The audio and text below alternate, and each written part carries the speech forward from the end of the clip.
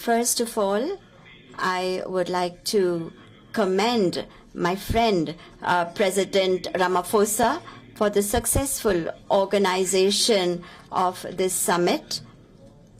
I congratulate him for this. I'm very pleased that this three-day meeting has had many positive outcomes. On the 15th anniversary of BRICS, we have taken the important decision to expand it. As I had said yesterday, India has always fully supported the expansion of BRICS membership. India has always believed that the addition of new members will further strengthen BRICS as an organization, and it will give our shared efforts a new impetus. This will also strengthen the belief of many countries in the world in a multipolar world order. I am pleased that our teams have together agreed on the guiding principles, standards, criteria, and procedures for the expansion. And on the basis of these, we have agreed to welcome into BRICS Argentina, Egypt, Ethiopia, Iran, Saudi Arabia, and the UAE. First of all, I would like to convey my heartfelt congratulations to the leaders and people of these countries. I'm confident that together with these countries, we will be able to infuse new momentum and new energy into our cooperation. India has had very deep and historic relations with all of these countries. With the help of BRICS, new dimensions will be added to our bilateral cooperation also. For the other countries that have expressed a desire to join BRICS, India will contribute towards building a consensus for them to be a part of BRICS as partner countries. Friends, the expansion and modernization of BRICS is a message that all institutions in the world need to mold themselves according to changing times. This is an initiative that can be an example for reforms in other global institutions that were established in the 20th century. Friends, just as my friend President Ramaphosa mentioned about the moon mission of India, there were so many words of congratulations, and since yesterday I have been here and have received so many words of congratulations from everybody and all across the world. In fact, this success is not to be viewed as the success of one single country. It is the success, it is being accepted as the success of all mankind. It is a matter of great pride for us and for the Indian scientists. It's a time for appreciation and being commended from all across the world. Friends, last evening, India's Chandrayaan successfully made a soft landing on the south pole of the moon. And as I said, this is a big achievement not only for India, but also for the scientific community all over the world. And the area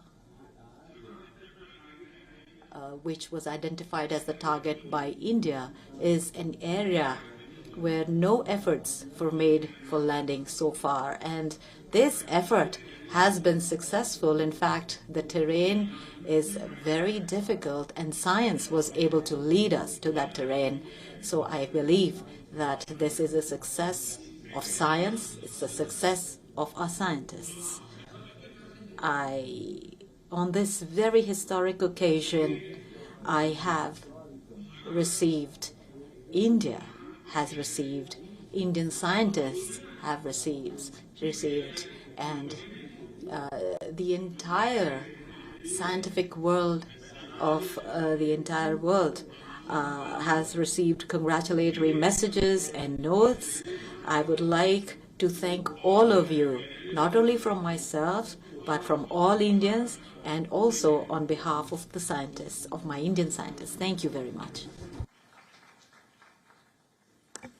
Thank you very much, Prime Minister Modi. It now gives me the pleasure to ask President Xi Jinping, President of the People's Republic of China, to make his statement.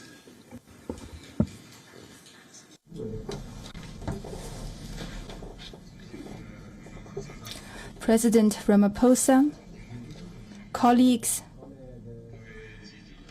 friends from the press, I am pleased to join you here.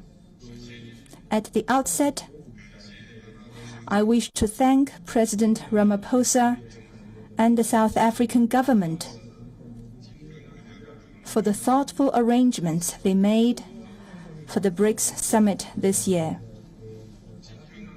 BRICS countries are all countries with important influence and shoulder important responsibilities for world peace and development. During the summit, we had in-depth exchanges on the current international situation and BRICS cooperation, reached broad consensus, adopted the declaration, and achieved fruitful outcomes. Leaders of the 5 countries unanimously agreed to invite Saudi Arabia, Egypt, the United Arab Emirates, Argentina, Iran, and Ethiopia to the BRICS family as official members. China congratulates these countries and highly appreciates the efforts made by our chair, South Africa, and President Ramaphosa. This membership expansion is historic. It shows the determination of BRICS countries for unity and cooperation with the broader developing countries. It meets the expectation of the international community and the common interests of emerging market countries and developing countries. The expansion is also a new starting point for BRICS cooperation.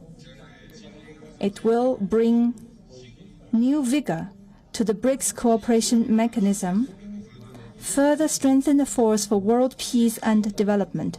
I am confident as long as we work with a common purpose, there's a lot that BRICS cooperation can achieve, and the future will be bright for BRICS countries. Let us work together to write a new chapter of emerging market countries and developing countries working together in unity for development. Thank you.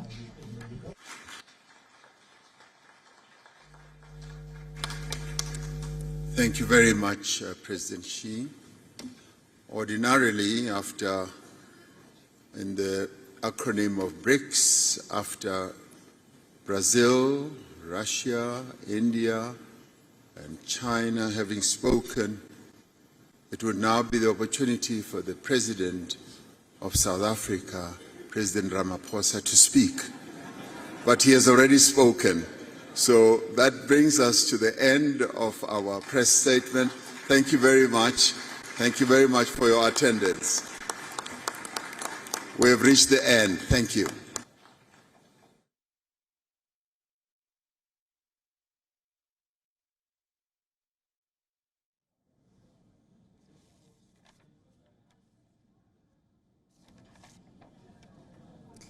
PM Modi there, who just made his address, and also Chinese President Xi Jinping, who spoke about this BRICS Summit, 15th BRICS Summit that was underway in Johannesburg in South Africa. Some key points made there by President Cyril Ramaphosa. He did speak about how this was a collaboration and coming together of countries with differing views, but a shared vision for a better world.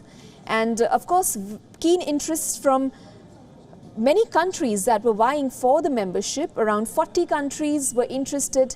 23 of them had sent in their applications, and around 6 of them have made the cut. You have Argentina, Egypt, Ethiopia, Iran, Saudi Arabia and United Arab Emirates, as announced by President Cyril Ramaphosa in this very meet right now. Various dignitaries congratulating these countries on their membership. Also very interesting, pertinent points made by Lula da Silva there, wherein he says that the BRICS GDP has now risen to 37% in terms of the purchasing power after the new members added in. It's also gone up to 46% in terms of the world population. The BRICS grouping, which is seen as a counter to the G7, this definitely makes up for a very important portion of the world GDP. To give us more perspective on this meet that's happening in Johannesburg in South Africa, our correspondent Calden Ongmu has joined us live on the phone. Calden, if you can hear me, several dignitaries have spoken on the summit right now. President Xi Jinping just culminated his address. Before that, we heard from Prime Minister Modi, also from Lula da Silva and the President Cyril Ramaphosa. Some very pertinent points made there. I want to ask you about the new members that have joined the grouping over here: Argentina, Egypt, Ethiopia, Iran, Saudi Arabia and UAE. Now, at the outset, yesterday there was talk about India trying to bring in their strategic partners. UAE does feature in the grouping. Iran and Saudi Arabia, who have been aligning themselves with China of late diplomatically, they also feature in the grouping. Could you tell us a little more about the selection criteria here? We have around 26 members who had submitted the application. 40 countries were interested. What do you think is the selection criteria for these member countries who have made the cut into the grouping? Yes, so the 6 countries that have finally made it to the grouping, if you look at it, Argentina, Egypt, Ethiopia, Iran, Saudi Arabia and UAE, you'll only see there's no country from Asia there. We know the Saudi Arabia and UAE have been pushing to come into BRICS blocks from the initial get-go. But yes, as read by you, that these countries have made it to the cut. Unfortunately, actually, we thought there will be a question-answer round on where the president would explain to us what was the criteria for these admissions of these members, new members. But nothing was mentioned as of now. Nothing was mentioned. I'm sorry, we've been pushed out of this venue. Mm-hmm. Let me just walk on the side and just talk to you here now. Sure. We're with you, Calden.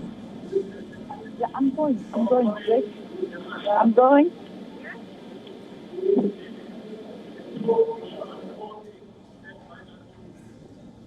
Yes. All right, I think we lost Calden there. She was trying to find a strategic position in this very strategic meet that was underway in Johannesburg, South Africa. Very pertinent points made by several dignitaries in the just concluded meet. Well, the session is supposed to resume again, and several other dignitaries are supposed to be speaking. PM Modi made very pertinent points as well. He said that India has always fully supported the expansion of the BRICS membership. It has expanded to 6 more countries like we've been hearing, it's Argentina, Egypt, Ethiopia, Iran, Saudi Arabia and UAE. Calden was speaking to us about the African representation in this grouping. From Africa, so far, we see Ethiopia feature in this expansion plans. And of course, we have UAE, which is India's strategic partner. That also finds mention in this particular expansion. Several pertinent points were earlier also to be on the agenda of discussions in the summit. De-dollarization was one of them. Multipolarization was also another one. In fact, earlier, Brazilian President Lula Inácio Lula da Silva had stressed on his support for the common trading currency for BRICS economies. He did, however, say that the local currencies, the national currencies, should not be replaced.